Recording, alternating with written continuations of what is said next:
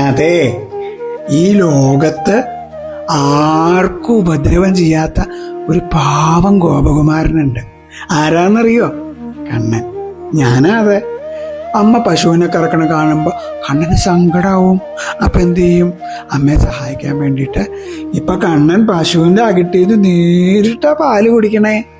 പശുക്കിടാവിന് സങ്കടമായാലോ എന്ന് വെച്ചിട്ട് അതിന്റെ കണ്ണ് പൊത്തിപ്പിടിക്കും. ഗോപികമാര് പാലും വെണ്ണയൊക്കെ കൊണ്ടിങ്ങനെ നടക്കുമ്പോഴേ ആ കുടത്തിന്റെ കനം കൊണ്ട് അവർക്ക് ക്ഷീണാവില്ലേ? അപ്പൊ അവർക്ക് ക്ഷീണാവാണ്ടിരിക്കാൻ ഏട്ടൻ മേടിച്ചു തന്ന കവണ കൊണ്ട് കണ്ണൻ ആ കുടമൊക്കെ പൊട്ടിക്കും. അപ്പൊ പാല് പോയി കഴിയുമ്പോ ആ കുടത്തിന്റെ കനം കുറയില്ലേ? ക്ഷീണം മാറില്ലേ? അങ്ങാപ്പുറത്തെ വീട്ടിലെ മുത്തശ്ശന്റെ പാല് മുഴുവൻ ഞാൻ കുടിച്ച് മുത്തശ്ശനെ ദ്രോഹിച്ചു എന്നാ എല്ലാവരും പറയണേ. പാല് കുടിച്ചാലേ മുത്തശ്ശന് ദഹിക്കില്ല. അതുകൊണ്ട് ആ പാല് മുഴുവൻ കണ്ണം കുടിച്ചിട്ട് അതിൽ ഗോമൂത്രം ഒഴിച്ചു വെച്ചു.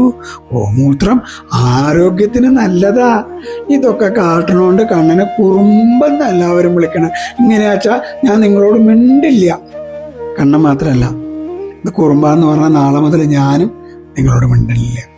കണ്ണന്റെ കാലങ്ങളിൽ അടിയന്റെ നമസ്കാരം. കൃഷ്ണ ഗുരുവായൂരപ്പ.